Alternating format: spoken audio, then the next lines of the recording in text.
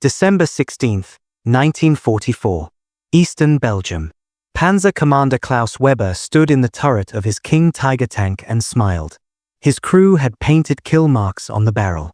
17 Allied tanks destroyed. The Americans didn't have anything that could touch them. Their Sherman tanks bounced rounds off King Tiger armor like pebbles. Weber watched snow fall on the quiet forest ahead. His orders were simple. Break through the American lines. Drive to Antwerp. Win the war. He lit a cigarette. This would be over by Christmas. Weber commanded the most powerful tank ever built. The King Tiger weighed 70 tons. Its armor was 7 inches thick on the front. Its gun could punch through any Allied tank at 2,000 yards. The Americans knew it. They feared it.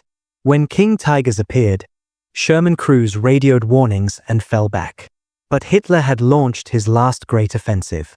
500,000 German troops. 1,200 tanks. The entire weight of Germany's remaining strength smashing into a quiet American sector. The Americans called it the Battle of the Bulge. Weber called it Germany's chance at victory. Then the forest exploded. Not from ahead. From above. Weber looked up as the first rounds hit. His wingman's tank erupted in flames. The turret flew 30 feet in the air. Weber couldn't see what was shooting. Couldn't see the enemy. Just flashes from the trees. Thunder that shook his chest. His driver screamed into the radio. Weber dropped into the turret and slammed the hatch. Steel screamed as something massive hit his tank's side armor. Before we continue, hit subscribe if you want more incredible WW2 stories like this. We're building something special here, and you'll want to be part of it. What stopped Weber wasn't another tank. It was American tank destroyers and field guns firing a secret weapon the Germans never saw coming. In the next month, Americans would stop Hitler's entire offensive. They'd destroy hundreds of King Tigers and Panthers. They'd do it without matching German armor.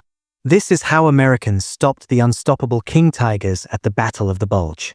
The Germans thought they'd already won. For 3 years, their tanks dominated Europe.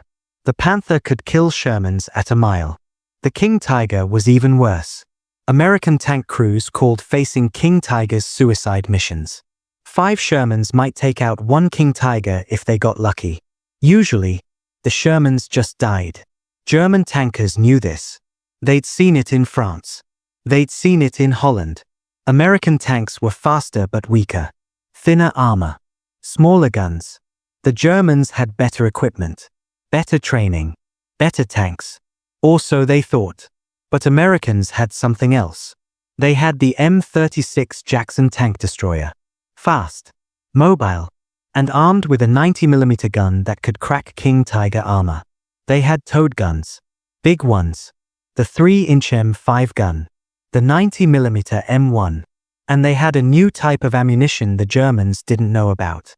High-velocity armor-piercing rounds with tungsten cores. Rounds that could punch through 7 inches of steel. The Germans were driving into a trap. Americans also had numbers. Massive numbers. While Germany scraped together 1,200 tanks for the offensive, America had built thousands. Tank destroyers were everywhere. Hidden in towns. Dug into hills. Waiting in forests. The plan was simple. Let the German armor advance.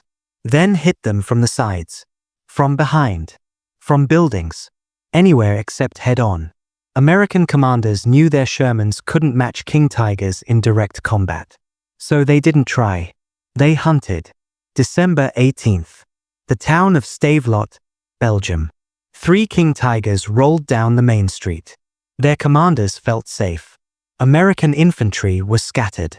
No heavy tanks in sight. Then windows exploded with fire. Not machine guns. 3-inch anti-tank guns firing from inside buildings. The first King Tiger took a round through the side armor. Its ammunition cooked off. The explosion blew out every window on the street. The second King Tiger tried to reverse. A 90mm round from a hidden M36 hit its rear deck. The engine caught fire. The third King Tiger got 200 yards before another M36 appeared from an alley. One shot. Right through the turret ring. All 3 tanks died in 90 seconds.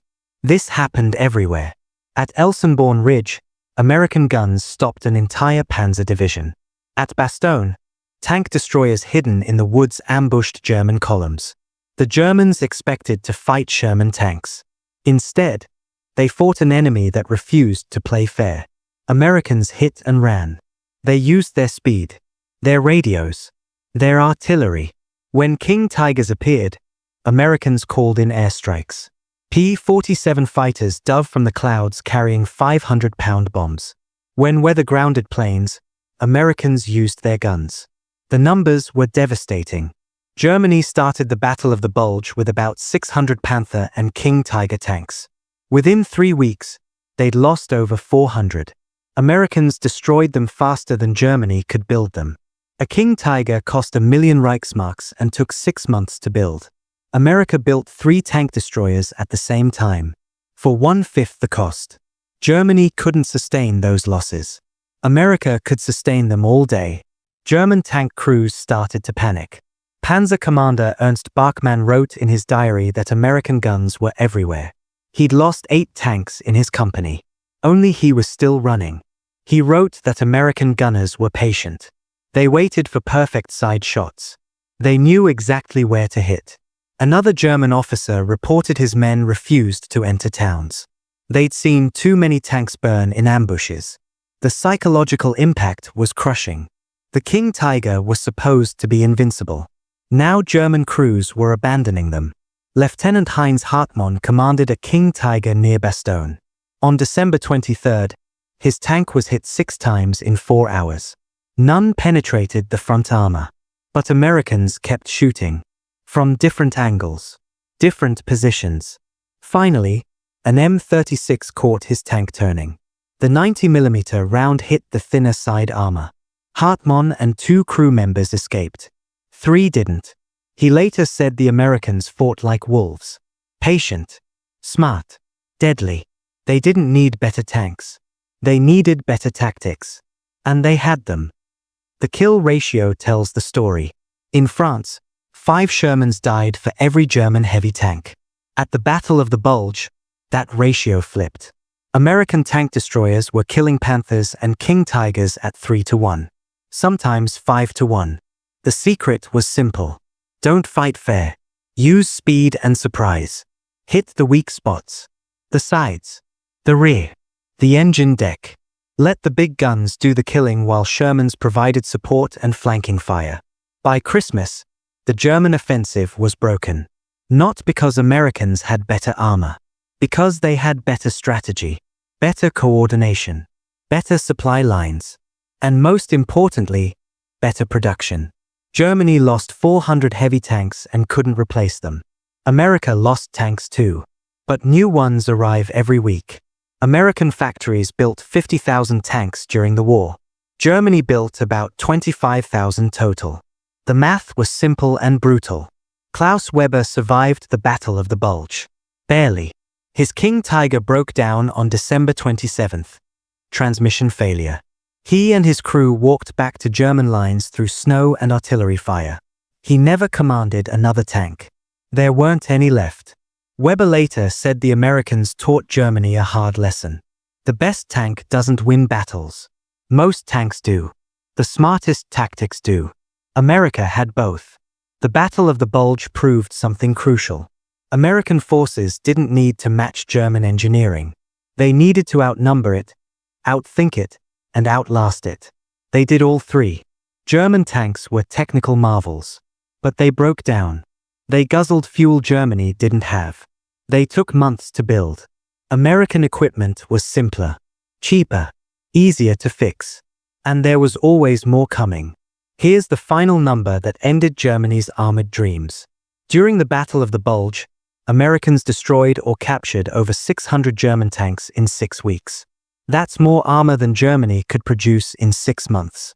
The King Tiger was the most powerful tank of World War II, but it couldn't stop American determination, numbers, and smart fighting.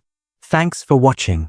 Next time, we're covering how American submarines destroyed Japan's entire merchant fleet. Hit subscribe so you don't miss it. These stories need to be told.